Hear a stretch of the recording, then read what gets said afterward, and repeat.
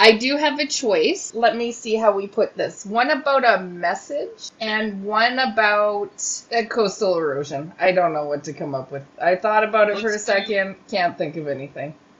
Okay, I gotta go with message just because rich people's emotions is my thing. And I feel that's just kind of encroaching a little bit on my territory. Fine. This one is from Scientific American. Wow. March 30th, 2022. Do those still exist? Or did they all immigrate? No, they're gone. Yeah. They should rename it Scientific Expats at this point. Okay, it's an 8-minute read. Don't time me. It'll make me nervous and you won't get anything good out of this episode. Okay. Researchers made a new message for extraterrestrials. This is by Daniel Oberhaus. Upon discovering the existence of intelligent life beyond Earth, the first question we are most likely to ask is, how can we communicate? This might be like an early 2000 reference, but I always assume the first thing going out to aliens is ASL. How? Age, sex, location. Oh. Yeah. I don't know why I was thinking ESL. Yeah, no. Do you speak English?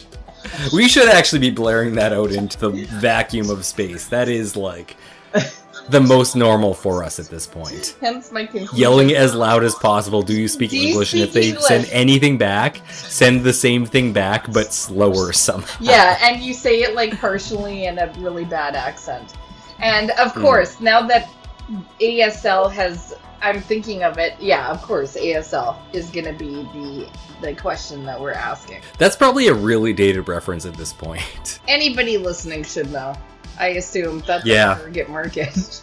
The owls. How do we communicate? As we approach the 50th anniversary of the 1974 Arecibo message, humanity's first attempt to send out a missive capable of being understood by extraterrestrial intelligence, the question feels more urgent than ever. Advances in remote sensing technologies have revealed that the vast majority of stars in our galaxy host planets and that many of these exoplanets appear capable of hosting liquid water on their surface, a prerequisite for life as we know it. The odds that at least one of these billions of planets has produced intelligent life seem favorable enough to spend some time figuring out how to say hello. In early March, an international team of researchers led by Jonathan Jiang of NASA's Jet Propulsion Laboratory posted a paper on the preprint server arxiv.org that detailed a new design for a message intended for extraterrestrial recipient. The 13-page epistle, referred to as the quote, beacon in the galaxy, end quote, is meant to be a basic introduction to mathematics, chemistry, and biology that draws heavily on the design of the Arecibo message and other past attempts at contacting extraterrestrials. The researchers included a detailed plan for the best time of year to broadcast the message and proposed a dense ring of stars near the center of our galaxy as a promising destination. Importantly, the transmission also features a freshly designed return address that will help any alien listeners pinpoint our location in the galaxy so they can, hopefully, invade Earth. It actually said, kick off an interstellar conversation. Are there any planets that we don't like that we should be telling them what we're at? Just like, you know what, maybe it's Pluto. It's probably Pluto. That we feel that way That was about. my first instinct. Yeah, it's probably Pluto.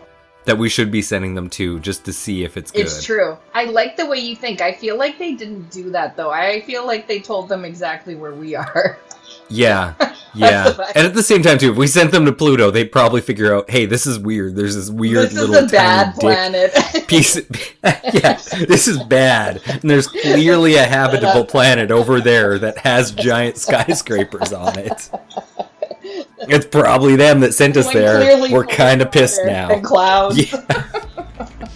Quote, the motivation for the design was to deliver the maximum amount of information about our society and the human species in the minimal amount of message, end quote, Jiang. Yeah, you know, just like our daily routines, a list of fears and weaknesses. Yeah, when we sleep.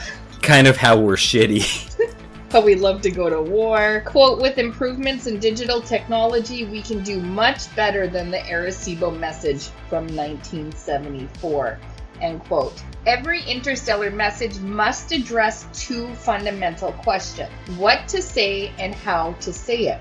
Nearly all the messages that humans have broadcast into space so far start by establishing common ground with a basic lesson in science and mathematics, two options that are presumably familiar to both ourselves and extraterrestrials. Can you imagine a spacefaring species that did not figure out math? There's a good chance, just because, like, in theory, an infinite universe, so if it's higher than a 0.0 yeah, then somebody did. chance it happened.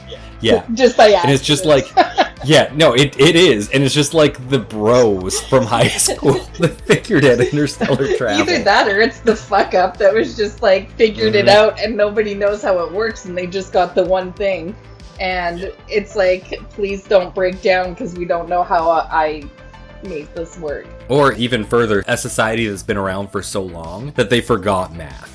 Like, they got into space and then they got super lazy and they just forgot. That's true. I like all of these options, and all of them are very possible given that there's infinite universes and planets. Yeah, it's not just possible, has happened. Definitely. If a civilization beyond our planet is capable of building a radio telescope to receive our message, it probably knows a thing or two about physics. We just proved that wrong. A far messier question is how to encode these concepts into the communique. Wow, that's a fancy word.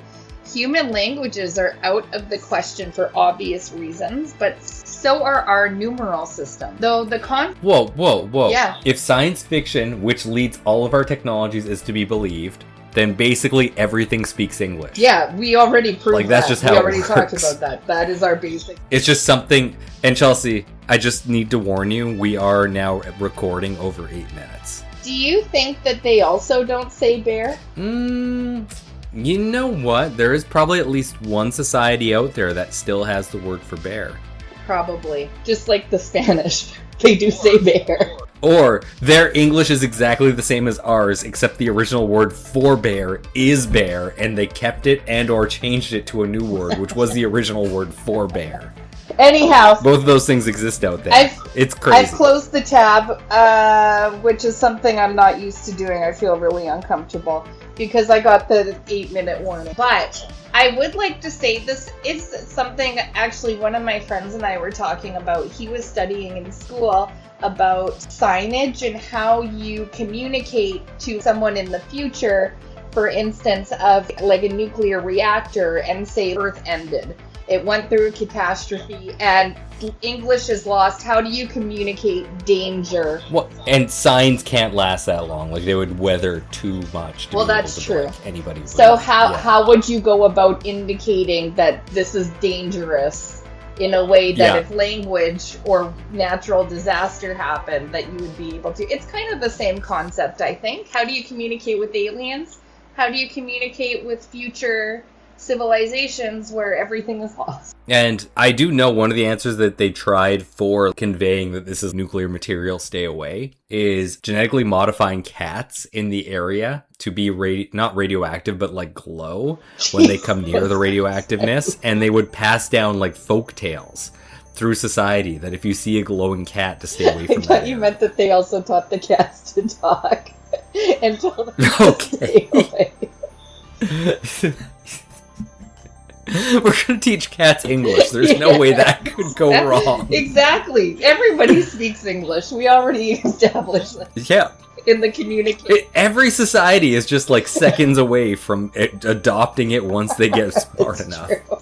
Anyhow, you guys got 48 hours. You go teach your cats English and see how it goes.